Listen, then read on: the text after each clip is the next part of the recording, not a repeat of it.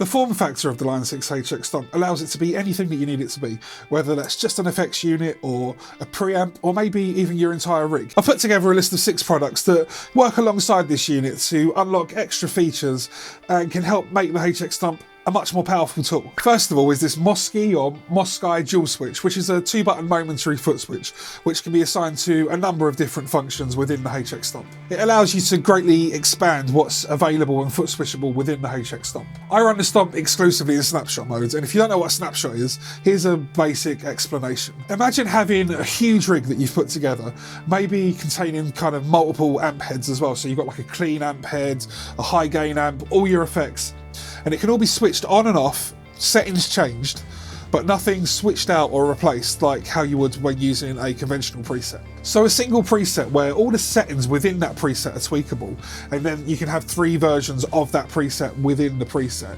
So more delay, more gain, less gain, more volume, less volume, no delay, and so on. And there are 2 main reasons why I use snapshot mode. First, by using snapshots, you lose the small audible gap that you get, the few milliseconds of silence while switching the sounds. And this is because while using conventional presets, the DSP has to completely reload a whole new patch. So another amp, another cab, your whole effects setup. Even if it's just a small variation on the previous patch, the DSP has to reload an entire new version, and that's what causes the small audible gap, those few milliseconds while the Stomp is thinking. Changing different patches via snapshots allows you to switch seamlessly between different sounds. The downside to this is you're limited to what you can do with the 8 blocks and the limited DSP, but I've never had a problem going from a heavily affected clean sound to a dry rock tone to a soaking wet lead sound, all within the same preset.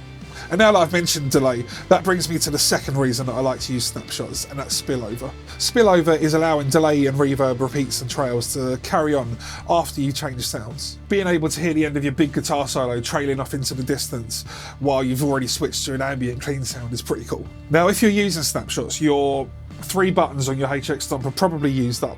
So what if you want to switch and move up and down between banks of snapshots? This pedal is perfect for that, but you're not just limited to being able to assign these buttons to switch between banks of presets. You can use these to access the tuner, tap tempo, stomp box mode, whatever you want. Next up is the Korg Pitch Black Mini.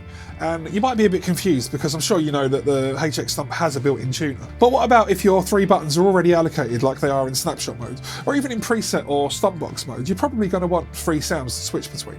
And it seems a waste to have a whole button dedicated just to being able to access the tuner. The other benefit to using an external tuner is that you'll be able to see what you're doing a lot easier on a dark stage. The HX Stomp has a really small display. It's quite hard to see and not really ideal at a live gig. It also doubles up as a kill switch when you need complete silence. I picked this tuner because of its small size, its large high visibility display, and you can also run it on a battery as well in case you don't want to run an extra power supply. It's also true bypass. The third accessory I'd like to speak about is this screen protector. And if you're anything like me, then gigging and sweating kind of go hand in hand, but unfortunately sweat and electronics usually ends pretty badly. So this adds a bit of protection, completely protects the screen, and it doesn't interfere with the usability of any of the controls. This screen guard is made in the UK by a company called TRM Products, and to be honest, I don't love the way it attaches to the Stomp, but it's a lot cheaper if you are over here in the UK, and a lot less hassle with shipping. They intend for it to sit on these little rubber feet, but it's not very practical live, but they do include these little Velcro circles, which I've had to use, and they're not very nice to look at, but they're far more usable. If you're in another part of the world, then maybe gearbyseba.com, I think that's how you say it, is a better way to go. They do cool skins and graphics in case you want to customise your Stomp. Next up are these foot switch toppers. Not very exciting. Loads of different companies make them. I've used the Mua ones for a little while, but when I bought my TRM screen protector, they chucked a few free ones in the box, so I've been using these ones since. They do actually make a big difference. There's not a huge amount of space between the buttons, and it makes it easier to hit the right one. Live, I'd quite often hit 2 at the same time, but it's happened far less since I've started using these. The next one's a bit weird because it's strangely a little bit controversial, believe it or not. And it's a DI box. And Line 6 say you don't need a DI box. I believe Line 6. It has 2 balanced TRS outputs, so you can just use a TRS to XLR cable. I know that. But I've seen a few people now on various Line 6 Facebook groups or Line 6 forums say that they've had their units damaged by having phantom power sent back from the PA. So whether these claims are accurate or not, having a DI box not only gives you added peace of mind that your brand new shiny HX Stomp isn't going to get fried, it also gives sound engineers a much more convenient XLR option. Lastly is a power supply, which is capable of powering your Stomp and the rest of your pedal board, which might be a bit more complicated than you would expect. Now, the HX Stomp ships with a power supply that's rated at 3000 milliamps, but don't worry, it doesn't actually use anywhere near that. So to be safe, let's say we need 1000 milliamps or 1 amp. Its actual current draw is a lot closer to 800 or 900. Power supplies designed for this kind of thing are usually upwards of £100 and normally quite a bit more.